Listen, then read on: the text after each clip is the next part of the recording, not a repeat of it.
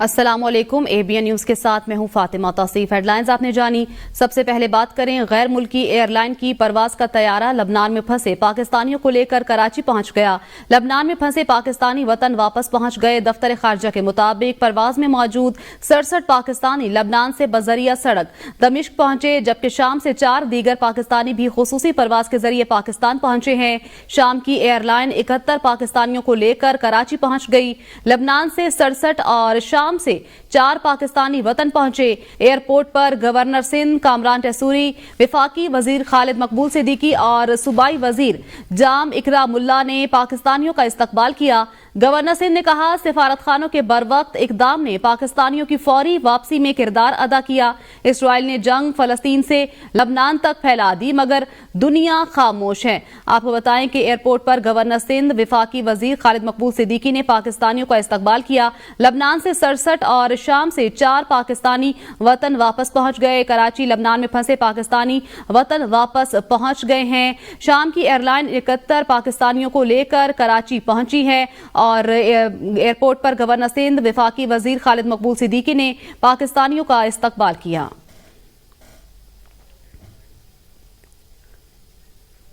امریکی محکمہ خارجہ نے پاکستان سے انسانی حقوق، بنیادی آزادیوں کے احترام کا مطالبہ کر دیا۔ ترجمان امریکی محکمہ خارجہ میتھیو ملر نے پریس کانفرنس میں کہا پاکستان میں انسانی حقوق، بنیادی آزادیوں کا احترام کیا جائے۔ پاکستان سمیت دنیا بھر میں پرامن احتجاج کی حمایت کرتے ہیں۔ پاکستان کے آئین قوانین کا احترام یقینی بنایا جائے۔ ان کا کہنا تھا مظاہرین سے مطالبہ کرتے ہیں کہ وہ بھی پرامن طریقے سے مظاہرہ کریں، تشدد سے باز رہیں، امن و امان کو برقرار رکھنے کے لیے کام کریں۔ میتھیو ملر نے کراچی میں بم دھماکے کی بھی مذمت کی۔ انہوں نے کہا کراچی میں ایئرپورٹ کے قریب ہونے والے حملے کی مذمت کرتے ہیں، دہشت گردی سے متاثر ہونے والوں سے تعزیت کرتے ہیں۔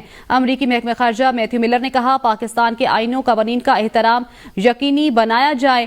امریکہ کی کراچی میں ایئرپورٹ کے قریب ہونے والے حملے کی بھی مذمت۔ امریکہ نے پاکستان سے انسانی حقوق، بنیادی آزادیوں کے احترام کا مطالبہ کر دیا۔ وفاق پر چڑھائی کی دھمکیاں دی جا رہی ہیں۔ جو کچھ 2014 میں ہوا اب بھی وہی دہرایا جا رہا ہے۔ وفاقی کابینہ سے خطاب میں وزیر اعظم شہباز شریف نے کہا ایک جتھے کو پاکستان کی ترقی منظور نہیں۔ احتجاج میں افغان شہری اور پولیس اہلکار شامل تھے۔ جب تک افراتفری، شور و غل اور دھرنے ہوں گے تو کون پاکستان آنے کا رسک لے گا؟ ترقی کے راستے میں رکاوٹیں منظم سازش کے تحت ڈالی جا رہی ہیں۔ PTI کو فکر کھا رہی ہے کہ معیشت سنبھل گئی تو اسے کون پوچھے گا؟ دن رات چڑھائی کی جا رہی ہے، دھمکیاں دی جا رہی ہیں، دشنام ترازی کی جا رہی ہے۔ KP سے وزیر اعلیٰ کی سربراہی میں جو اٹک میں میدان اپنا لگا ہوا تھا، فائرنگ کی کہ ان کے جلوس میں افغان تھے شہری، ان کے جلوس میں سرکاری پولیس کے لوگ تھے اور دوسرے اہلکار تھے۔ جتھا ہے اس کو یہ منظور نہیں کہ پاکستان ترقی کرے، غریب کی حالت سنور سکے، مہنگائی کا بوجھ کم ہو۔ ان کو دن رات یہ غم کھائے جا رہا ہے اور وہ اس میں بالکل لوٹ پوٹ ہے کہ بھئی اگر اکانومی سنبھل گئی، معیشت اگر پاؤں پہ کھڑی ہو گئی تو پھر ہمیں کون پوچھے گا؟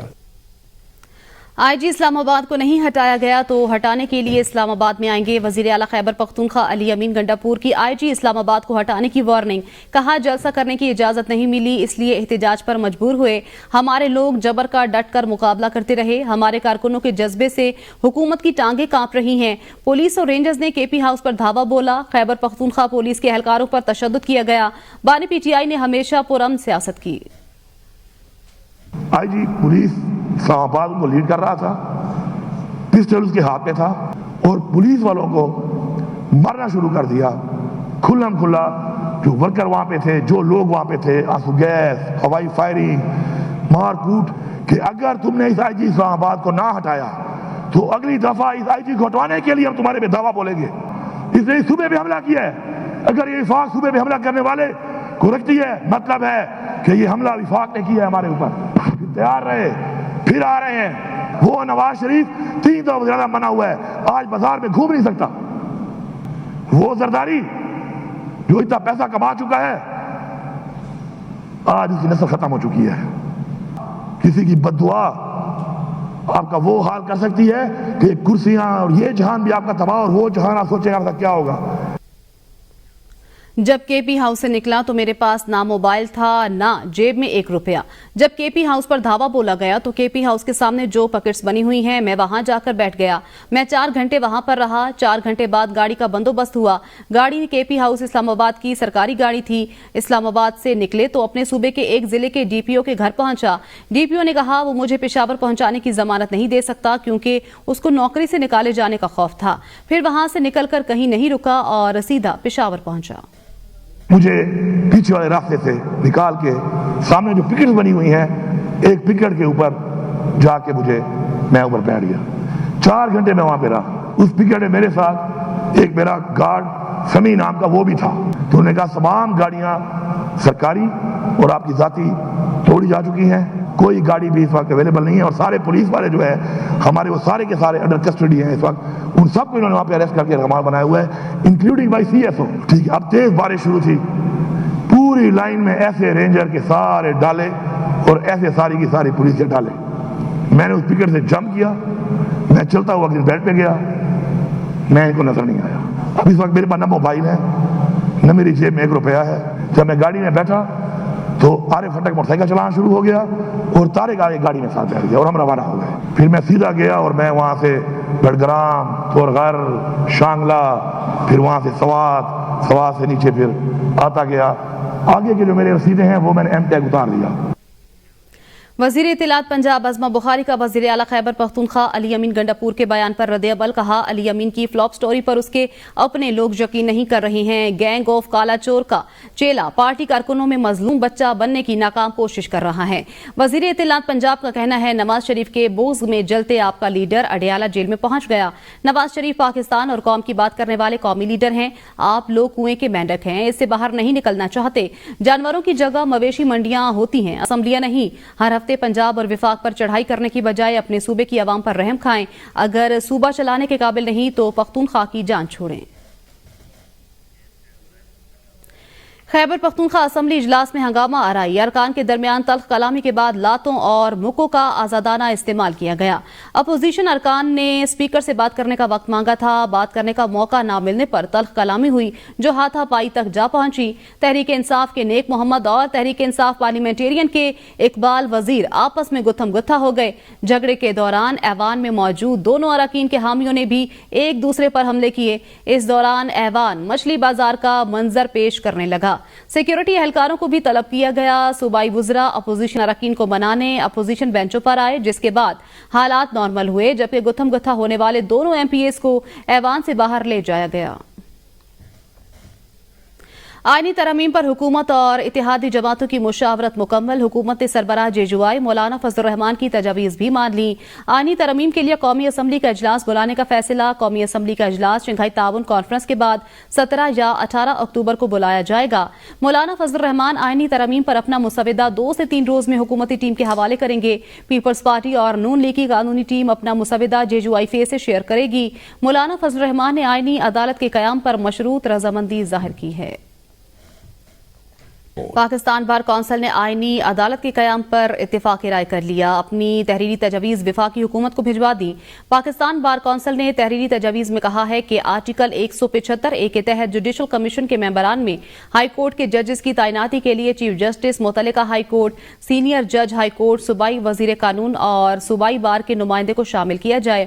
چیف جسٹس پاکستان اور ہائی کورٹ کے چیف جسٹس کے لیے 3 سینئر ججز کے ناموں پر غور کیا جائے. وفاقی آئینی عدالت کے سربراہ کا تقرر 3 سال, ریٹائرمنٹ کی عمر 68 سال کی جائے. ہائی کورٹ میں جج کی تعیناتی کی عمر کی شرط 45 سال رکھی جائے. آرٹیکل 215 سے متعلق مجوزہ ترمیم کو مسودے سے حذف کیا جائے. تحریک انصاف نے اپنے تمام ایم این اے اور سینیٹرز کو عوامی احتجاج و اجتماع میں شرکت سے روک دیا. پاکستان تحریک انصاف کے تمام منتخب ارکان اسمبلی اور سینٹ کو ہدایت نامہ جاری کر دیا گیا. ہدایت نامہ چیئرمین تحریک انصاف بیرسٹر گوہر کی جانب سے جاری کیا گیا.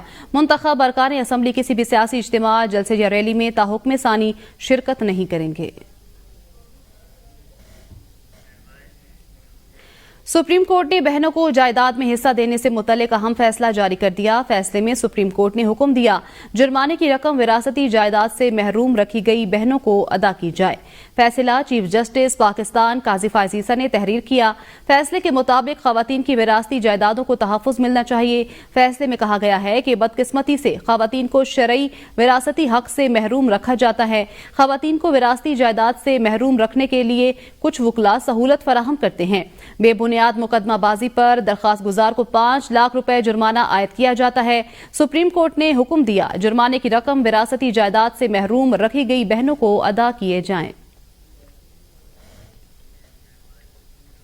सुप्रीम कोर्ट में मुजवज़ा आईनी तरमीम के खिलाफ एक और दरख्वास्त दायर कर दी गई। दरख्वास्त एडवोकेट साइम चौधरी ने दायर की है, जिसमें मुजवज़ा आईनी तरमीम को खिलाफ आइन और कालादम करार देने की इस्तदा की गई है।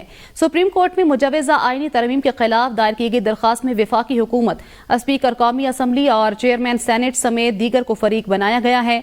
दरख्वास्त में मौक़िफ़ इख्तियार किया गया है कि वफाकी हुकूमत आइन से मुतसादिम तरमीम नहीं कर सकती। अदलिया से मुतल्लिक तरमीम अदलिया की आज़ादी सल्ब करने के मुतरादिफ है। मुजवज़ा आईनी तरमीम बुनियादी हकूक़ के खिलाफ है। हुकूमत आईनी तरमीम से सुप्रीम कोर्ट और हाई कोर्ट के इख्तियारात खत्म करना चाहती है।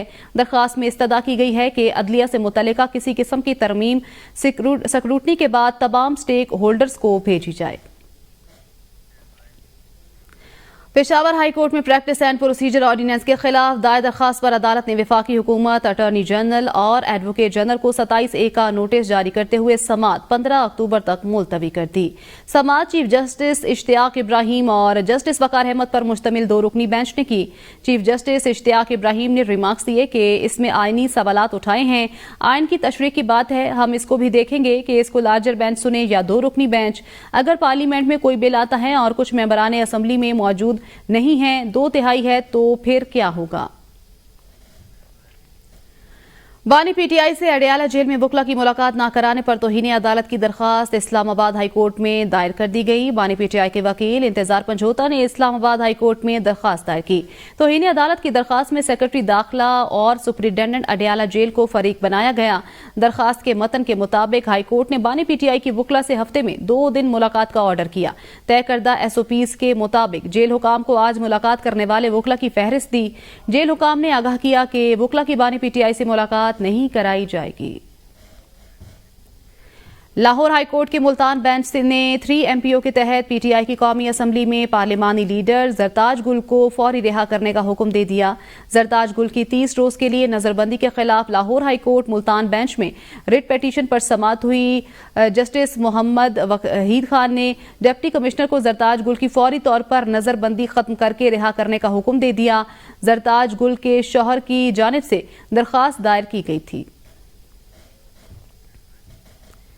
मुल्क से मजीद 5 लाख मैट्रिक टन चीनी मजीद बरामद करने का फैसला कर लिया गया। शुगर एडवाइजरी बोर्ड ने चीनी बरामद करने के हवाले से मशरूत सिफारिश कर दी। वफाकी वजीर सनअत और पैदावार राना तनवीर हुसैन की जेर सदारत शुगर एडवाइजरी बोर्ड का इजलास हुआ, जिसमें मुल्क में चीनी के ज़खायर बारे जायजा लिया गया।